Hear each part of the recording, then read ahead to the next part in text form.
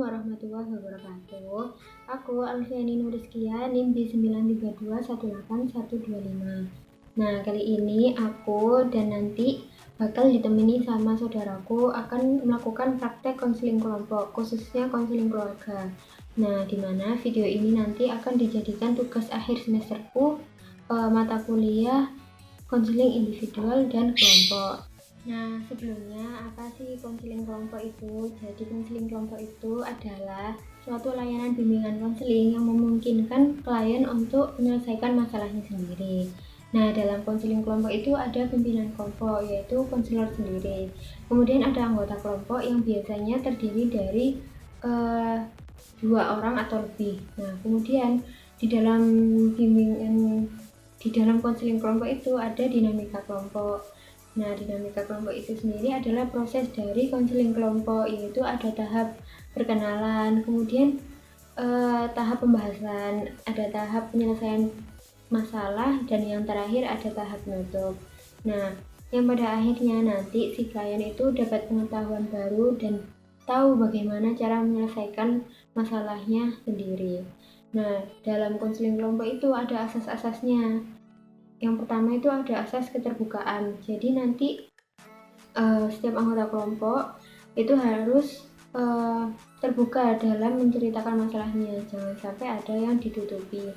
Kemudian ada asas kesukarelaan. Jadi di sini anggota kelompok maupun pimpinan kelompok harus sukarela atau ikhlas dalam mengikuti kegiatan konseling ini. Nah, kemudian ada asas kerahasiaan. Di sini nanti setiap klien mengemukakan masalahnya, nah itu nanti masalahnya akan terjaga rahasianya di dalam konseling ini. Nah, itu saja yang bisa aku sampaikan. Sekarang lanjut ke prakteknya aja. Assalamualaikum warahmatullahi wabarakatuh. Halo, kali ini saya ditemani saudara-saudara saya. Sebelumnya terima kasih buat kalian berdua, saudara-saudara tersayangku, sudah mau menemani saya untuk mengerjakan tugas kali ini. Nah, sebelum kita melakukan sesi konseling ini, sebaiknya kita berdoa dulu. Berdoa dimulai. Terima kasih. Nah, kali ini kita akan melakukan praktek konseling kelompok. Nah, karena yang di sini ada saudara-saudara saya, jadi termasuk dalam konseling keluarga. Nah, sebelum itu karena sebelumnya kan sudah saya jelaskan apa itu konseling kelompok, apa itu tujuan dari konseling kelompok, kemudian asas-asas dari konseling kelompok itu apa, cara pelaksanaan dari konseling kelompok itu seperti apa. Nah, kali ini akan kita praktekkan. Nah, sebelumnya mari kita perkenalan dulu ya. Mulai dari saudara Nadia, nama, umur, sama kelas. Nama saya Nadia Sylvia Diansyah, umur 20 tahun, kelas semester 4. Oh iya, semester 4.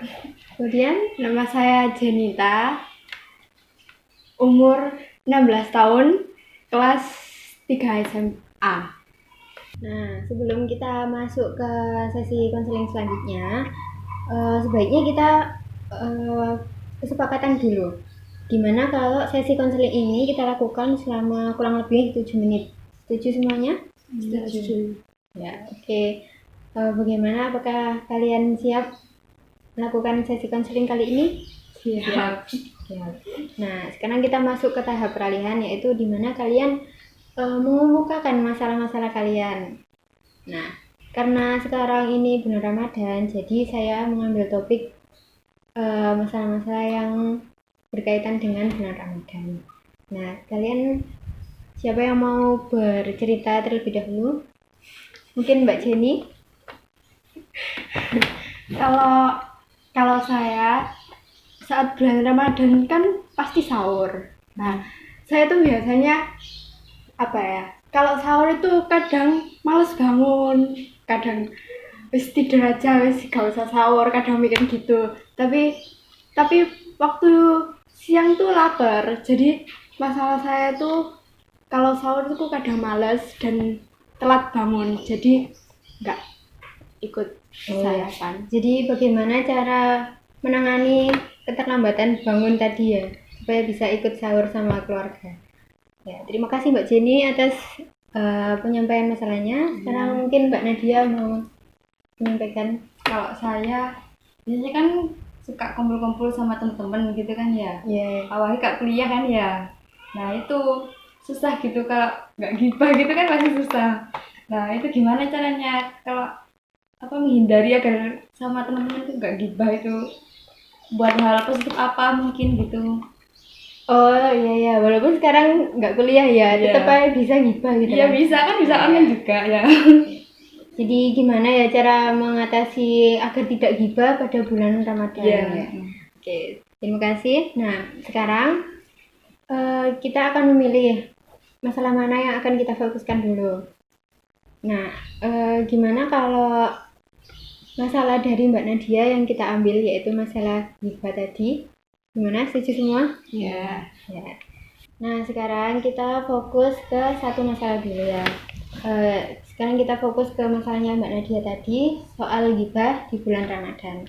Nah, sebelum saya memberikan beberapa solusi, nah saya ingin tahu gimana sih solusi menurut kalian soal gibah ini. Coba menurut adik Jenny.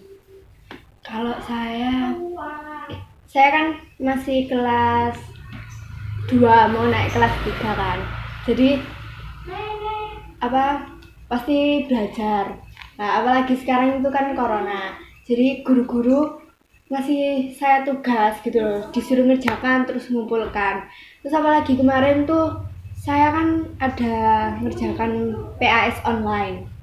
Jadi guru-guru itu ngasih PAS 1 minggu full dan juga tugas-tugas yang lain. Jadi hampir setiap hari itu saya ngerjakan tugas. Terus habis itu saya juga belajar kan, buat ngerjakan tugas itu kan pasti belajar. Jadi saya nggak ada waktu buat ngibah-ngibah kayak gitu. Iya. Berarti apa ya? Daripada gibah, mendingan kita manfaatkan waktu itu sebaik mungkin untuk melakukan hal-hal yang bermanfaat ya.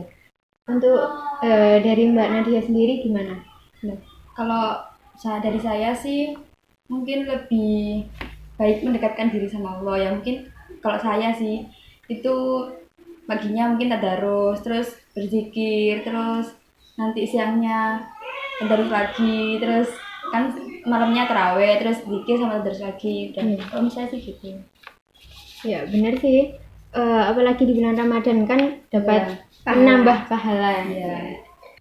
Nah, sedikit tambahan dari saya. Kalau misalkan kalian diajak gibah di grup atau di mana, kalau di kuliah atau di mana saja, lebih baik kalian itu menghindar. Jangan ikut-ikutan gibah, atau mungkin kalian mengingatkan, "Rek, jangan gibah, Rek. Ayo kita ganti topik aja." Ya kalian pokoknya tidak ikut-ikutan lah, karena kita sebagai umat muslim sendiri sebenarnya kan dilarang untuk menggibah.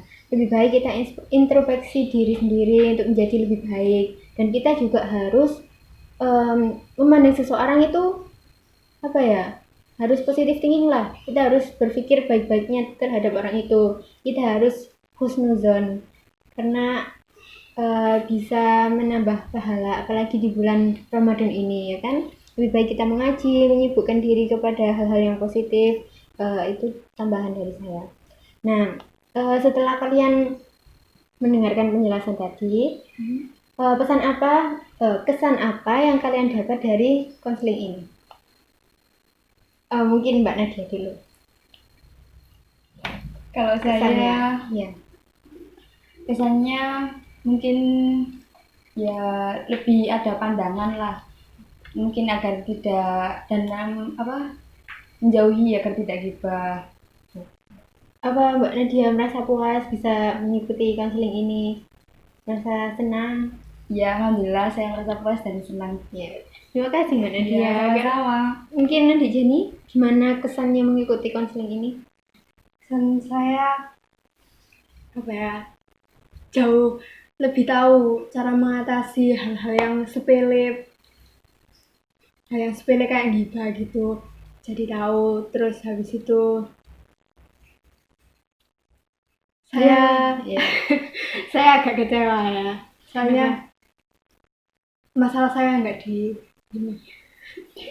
diatasi, ya, Ya, mungkin jadi saya masih belum tahu mungkin. ya karena waktu kita udah 7 menit ya, jadi kita mohon maaf sekali kita akhiri. Mungkin masalah dari Mbak Jenny bisa kita diskusikan di konseling berikutnya.